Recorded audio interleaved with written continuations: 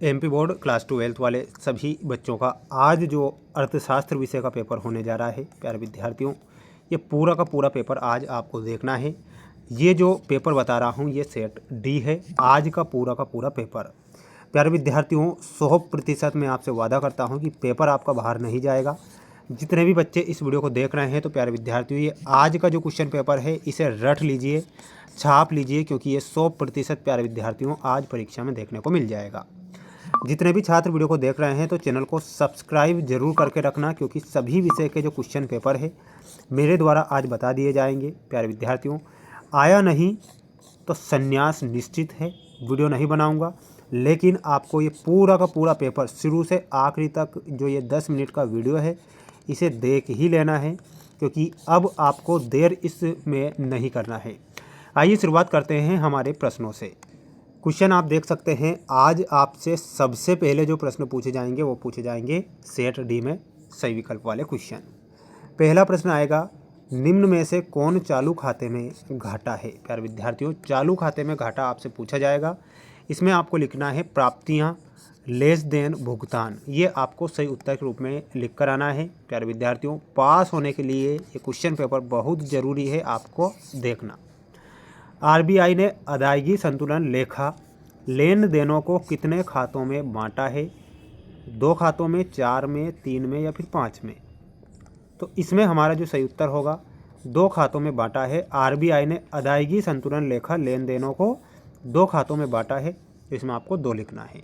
My dear friends, video को like नहीं किया है तो वीडियो को लाइक ज़रूर करें और चैनल को सब्सक्राइब करके ही रखना है।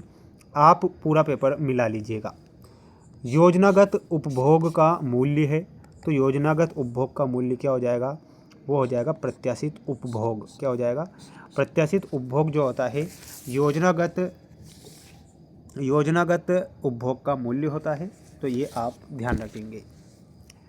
सीमांत बचत प्रवृत्ति का सूत्र क्या है, तो सीमांत बचत प्रवृत्ति का सूत्र हो जाएगा ऑप्शन नंबर 2। ठीक है, अगला है उपभोग मांग का सबसे महत्वपूर्ण निर्धारक क्या होता है, तो इसमें आपको लिखकर आना है निबल आय। क्या लिखना है, निबल आय करेक्ट करना है। निम्न में से प्रति इकाई बचत क्या होगी, तो प्रति इकाई बचत होगी एपीएस। क्या हो जाएगी, एपीएस हमारा सही उत्तर होगा। ये आप ध्यान रखेंगे और याद करेंगे। जल्दी से सभी बच्चे वीडियो को लाइक कर चैनल को सब्सक्राइब जरूर करें। आपके लिए ही ये मेहनत मैं दिल से कर रहा हूँ और 100% ये मेरी मेहनत रंग लाएगी, ये मैं आपसे वादा करता हूँ। अनादिमान वक्र का ढाल होता है, तो कैसा होता है, वो होता है ऋणात्मक। ठीक है, तो इसमें आपको क्या लिखना है, ऋणात्मक। कुल उपयोगिता में परिवर्तन को क्या कहते हैं, तो उसे सीमांत उपयोगिता कहा जाएगा। तो इसमें आप लिखेंगे सीमांत उपयोगिता। उत्पादन फलन आगतों एवं निर्गत में संबंध बताता है, तो इसमें आपको लिखना है निर्गत। कुल लागत बराबर होता है औसत लागत मल्टीप्लाई मात्रा, तो इसमें क्या लिखना है, औसत लागत। पूर्ण प्रतियोगिता में फर्म का मांग वक्र का होता है, तो लोचदार होता है। कैसा होता है, तो इसमें आपको लिखना है लोचदार। 20/30 मल्टीप्लाई 800/200 में निम्न समीकरण में पूर्ति की लोच होगी 2.67। ठीक है, तो अब आप इससे का स्क्रीनशॉट ले लो और याद कर लो। ठीक है, अगला क्वेश्चन देख लो। ये सत्य असत्य वाले क्वेश्चन आएंगे परीक्षा में। ठीक है, तो बिल्कुल मिस नहीं करना है एक भी। उत्पादन की प्रति इकाई की कुल स्थिर लागत को औसत लागत कहते हैं, तो ये आपका क्या होगा, असत्य। जब सीमांत लागत शून्य होती है तब कुल लागत न्यूनतम होती है, ये असत्य। पूर्ति वक्र का ढाल ऋणात्मक होता है, असत्य। मांग वक्र के बाईं ओर शिफ्ट होने पर वस्तु की कीमत कम होती है, सत्य। सरकार द्वारा किसी वस्तु या सेवा की उच्चतम निर्धारित कीमत को कीमतन कहते हैं, सत्य। श्रम का सीमांत संप्राप्ति औसत उत्पाद बराबर सीमांत लागत मल्टीप्लाई श्रम का सीमांत उत्पाद, तो ये असत्य। ठीक है, स्क्रीनशॉट आप ले सकते हैं। ये है आपकी जोड़ी। ठीक है, ये जोड़ी है पूरी की पूरी। देखिएगा, सकल घरेलू उत्पाद, इसमें आपको मिलाना है जीडीपी माइनस मूल्यह्रास।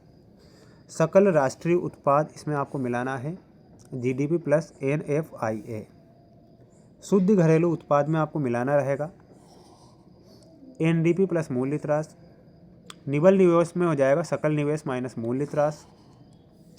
अवमूल्यन में मिलाना रहेगा मुद्रा के मूल्य में कमी। राजकोषीय घाटे में मिलाना है ऑप्शन नंबर जी, और प्राथमिक घाटे में ऑप्शन नंबर ई से।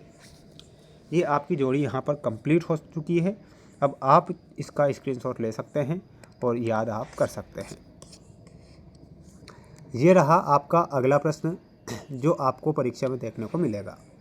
सर्वप्रथम माइक्रो शब्द का प्रयोग करने वाले अर्थशास्त्री कौन थे? तो उनका नाम था रेगनार फ्रिश। रेगनार फ्रिश। अवसर लागत का अन्य नाम क्या है? तो अब स्थानांतरण आई इसका अन्य नाम है, तो इसमें आपको लिखना है स्थानांतरण आई। चाय एवं कॉफ़ी किस प्रकार की वस्तु है? तो ये प्रतिस्थापन वस्तुएं हैं। लिखना है प्रतिस्थापन। कुल उपयोगिता जब स्थिर होती है तब सीमांत उपयोगिता होगी तो शून्य, तो इसमें आपको क्या लिखना है? शून्य। विनिमय दर का निर्धारण मुद्रा का कौन सा कार्य करता है? तो वो करता है माध्यमिक कार्य। क्या लिखना है इसमें? माध्यमिक कार्य। बैंक दर में परिवर्तन कौन कर सकता है? आरबीआई। राजस्व घाटे का सूत्र लिखिए। तो राजस्व घाटा बराबर में आपको लिखना है कुल राजस्व व्यय माइनस कुल राजस्व प्राप्तियां माइनस कुल राजस्व प्राप्तियां। ये आपको ध्यान रखना है, ठीक है। स्क्रीनशॉट लेते चलो। इसके बाद में ये रहा आपका 2 नंबर वाला क्वेश्चन जिसमें पूछा गया है आपसे कि केंद्रीय योजनाबद्ध अर्थव्यवस्था का अर्थ लिखिए। तो इसका अर्थ मैं आपको बता देता हूँ, आपको ध्यान से देखना है। देखिएगा इसका अर्थ, केंद्रीय योजनाबद्ध का अर्थ क्या होगा? तो ये आप स्क्रीनशॉट ले लीजिए जल्दी से इसका यहाँ से, ठीक है। ये पूरा स्क्रीनशॉट ले सकते हैं। अगला है क्वेश्चन, देखिएगा उपयोगिता फलन का सूत्र लिखिए। तो उपयोगिता फलन का सूत्र आपसे पूछा गया है यहाँ पर। तो इसका सूत्र मैं बता देता हूँ आपको, है ना। स्क्रीनशॉट लेते चलना है। इसका जो सूत्र होगा ये आप लिख सकते हैं यहाँ पर, है ना। ये इतना इसका सूत्र होगा। और अगला क्वेश्चन देख लो, 8वां क्वेश्चन भी बता देता हूँ।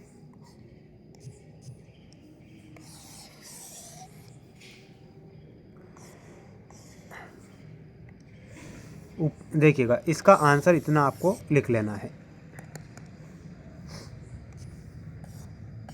9वां क्वेश्चन देख लीजिए। 9वें क्वेश्चन, पैमाने के प्रतिफल को संक्षिप्त में लिखिए। तो इसका आंसर क्या होगा? पैमाने के प्रतिफल को संक्षिप्त में, तो ये आपको इतना यहाँ पर लिख लेना है। ये कितने नंबर का है? ये भी 2 नंबर का है ना। इस अवसर लागत का अर्थ उदाहरण सहित, है ना। देखिएगा अवसर लागत का अर्थ उदाहरण सहित लिखना है। तो इतना आप इसमें से लिख लेना, स्क्रीनशॉट लेते चलना है। तुरंत सभी का आंसर बता रहा हूँ, है ना। 11वां क्वेश्चन देख लीजिए। मिश्रित अर्थव्यवस्था की कोई 2 विशेषताएं।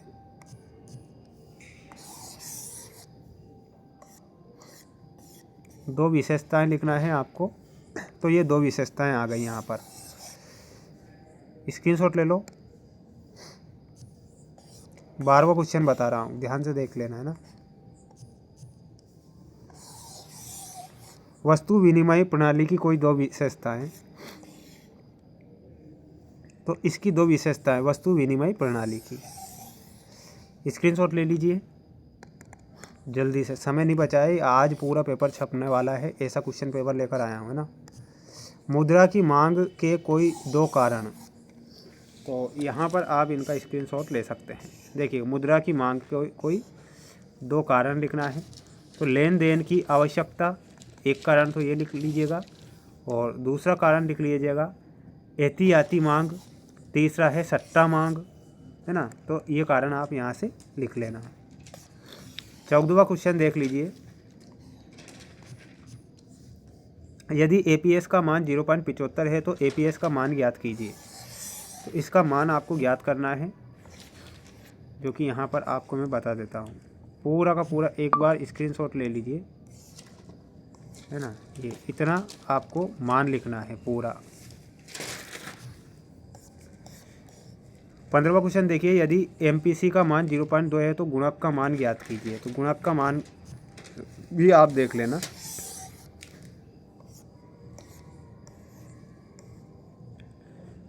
गुणक का मान ये स्क्रीनशॉट लेते चलना है ना। अगला देखिएगा, सरकारी घाटे की मापें लिखिए।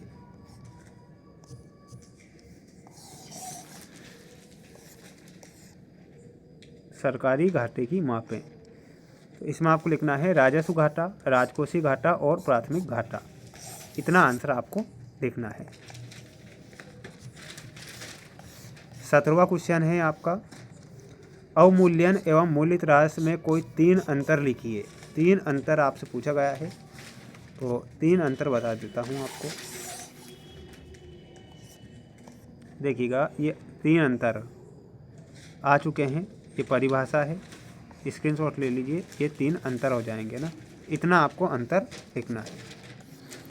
18वां क्वेश्चन देख लीजिएगा। 18वें का आंसर, पूरक वस्तुएं, देखिएगा यहाँ पर पूरक वस्तुएं एवं स्थानापन्न वस्तुओं की व्याख्या कीजिए। यहाँ से आप इसका आंसर लिख सकते हैं। ये उदाहरण सहित आंसर आ चुका है आपकी स्क्रीन के सामने।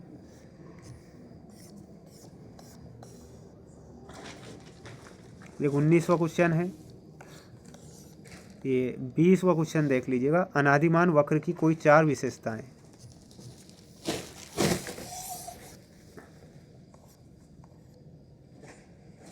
तो ये 4 विशेषताएं लिख लेना ना। अनादिमान वक्र का ढलान ऋणात्मक होता है, अनादिमान वक्र मूल बिंदु की ओर उत्तल होते हैं। तो ये 4 कारण हो गए, है ना। इतना आपको लिखना है। 21वां क्वेश्चन है। ये 22वां क्वेश्चन और ये 23वां। ये ख़त्म यहाँ पर आपका पेपर। ठीक है। मेरे द्वारा जो प्रश्न पत्र बताए गए हैं किसी प्रकार से रियल या वायरल नहीं है। मैंने आपको सिर्फ मोस्ट इम्पोर्टेंट क्वेश्चन बताए हैं, जो कि गवर्नमेंट के द्वारा मॉडल पेपर के तौर पर जारी किए जाते हैं, उनमें से ही क्वेश्चन बताए हैं। किसी प्रकार से रियल या वायरल के चक्कर में नहीं पड़ना है। अगला जो सेट पेपर है उसे भी आपको चैनल पर देखकर जाना है, जो कि किसी प्रकार से रियल या वायरल नहीं होगा, ओनली IMP क्वेश्चन पेपर हैं।